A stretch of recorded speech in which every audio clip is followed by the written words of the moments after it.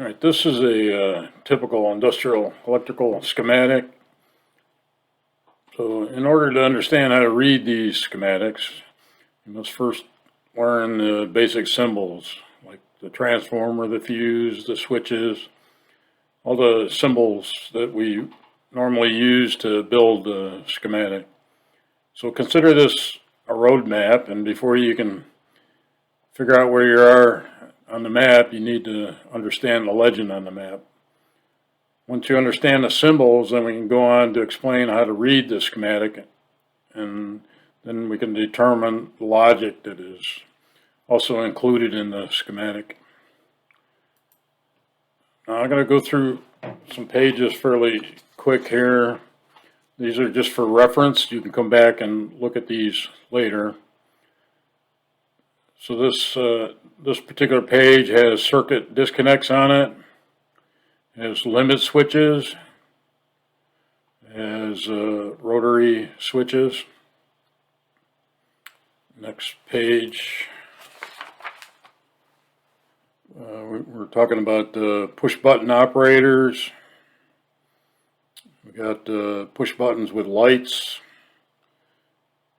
We've got coils for relays, solenoids. Next page, we're going to get it now into the context for motors and relays. The overloads for a relay, or not for a relay, but for a motor. Then maintained rotary type switches, double pole, single throw switches, also double pole, double throw switches. Now I'm going through this fast because I'm going to show you photographs of each of these components in a minute, and it'll make more sense, but I just want you to understand where the reference material is so you can go back and refer to it a little bit later. Right, this page has AC transformers on it, AC motors, the coil configurations on the AC motors. This would be a Y configuration. This would be a delta configuration. Yeah, we have a DC motor armature down here, a series and a shunt winding for a DC motor. This page is kind of a miscellaneous page. Up here we have potentiometers, capacitors, solid state devices, one of which is a diode. We use diodes a lot.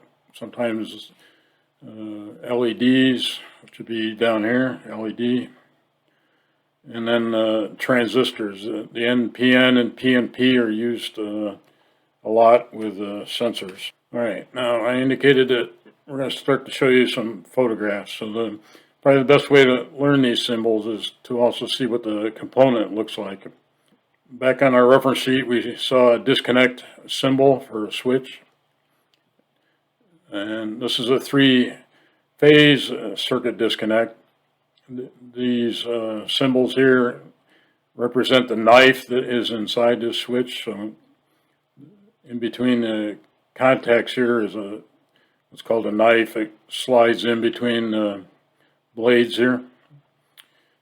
We typically bring in three-phase power, so L1 would be here, L2 in the middle, and L3 in the end. And the main power would come in the top of the disconnect. Would be either connected or disconnected depending on which way you throw the switch. Now let's look at some of the typical sensors that we might use. First up would be, this is a inductive proximity sensor. This is an ultrasonic proximity sensor, and then we could have a capacitive type proximity sensor. They all will sense something different, but in general, these are called limit switches. And limit switches are generically shown as this triangle and two contacts. So the little triangle symbol, when you see that, that's considered a limit switch.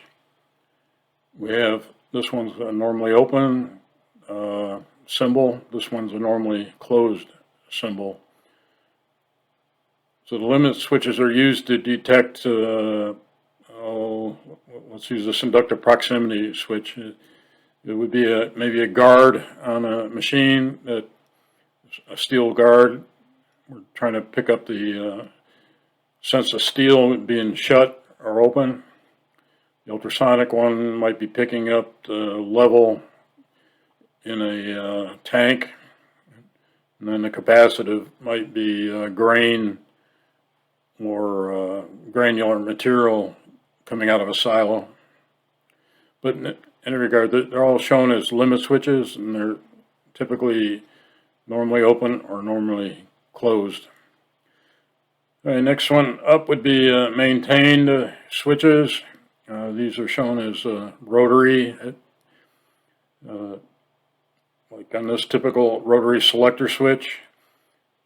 One set of contacts would be normally closed. Another set of contacts would be normally open.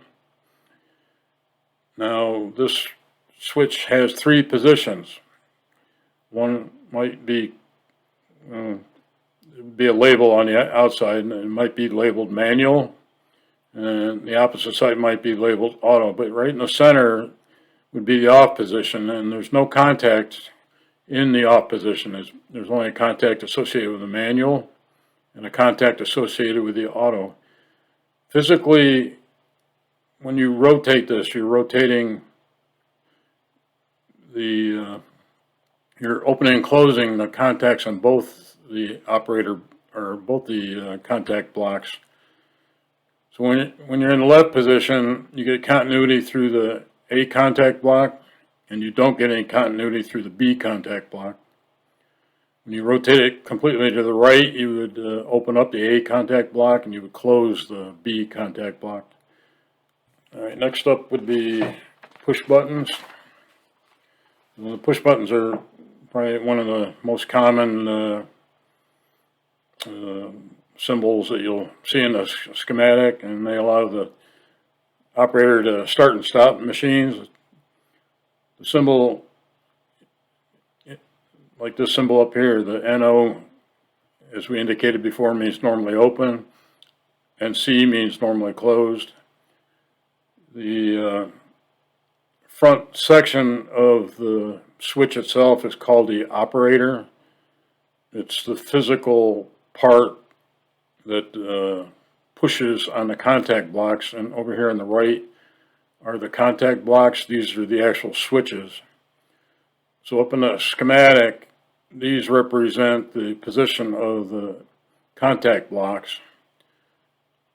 Physically, you're pushing the front here, and so the green ones are normally used for run, start. The red ones are usually used for stop, and this big red one down here is a special one. It has a large mushroom head on the front of it. It's called an E-stop, emergency stop. The reason for the large area is when you're in a panic situation, you want to be able to hit it quickly. So you usually hit it with your fist. You don't look for it. You just, you know, approximately where the button is located, so you hit it with your fist. Now, it's also a little bit different that after you activate it, it stays maintained. And to reset it, you have to rotate the switch in a counterclockwise direction. So you take it and you rotate it counterclockwise, and it pops back out. Now, we have a number of ways to show normally open and normally closed switches. You saw the limit switch, you saw the push button. Those are two different ways. Well, we got a third way, and that's these symbols here at the top. This one refers to a normally open switch. This is a normally closed switch. Now, we call these switches contacts. Contacts are usually high amperage switches. They're used mostly with motors or relays. They're usually more than an amp of current going through the switch itself. They all may mean normally open or normally closed. So don't get confused, but the reason for the different symbols, when you see this, you know you're using either a motor contactor or a relay. Let me go backwards here. When you see this symbol, you even though it's a normally open, normally closed symbol, again, when you see the triangle portion of it, you know it's a limit switch. Where's the push buttons? All right, let's go back to the push buttons. When you see this symbol, the horizontal and vertical symbol, the vertical is supposed to be indicating where you push your finger. Again, it's a switch and a NC and NO. But when you see this type of symbol, you know you're dealing with a push button. All right, going back to the contacts. Over here on the right, associated with a motor contactor are overload relays. They're used with the AC motors. The current that is going to the motor coil is being sensed with this bimetallic, this is the symbol for the bimetallic strip that's inside. If the heat generated by the current going through that bimetallic exceeds a certain level, then that bimetallic strip will snap open and shut off the current to the motor. They're sometimes called heaters because of this reason, the fact that they are heating up and the bimetallic strip opens up. Generally, they are normally closed contacts. The symbol meaning normally closed contact. And they are in series with the motor armatures that open and close these contact blocks. We'll be going through this more when we get to motor controls. But if you should come across a symbol that looks like this is referring to a high amperage switch called a contact. All right, the last area that I want to get into as far as symbols go would be transformers.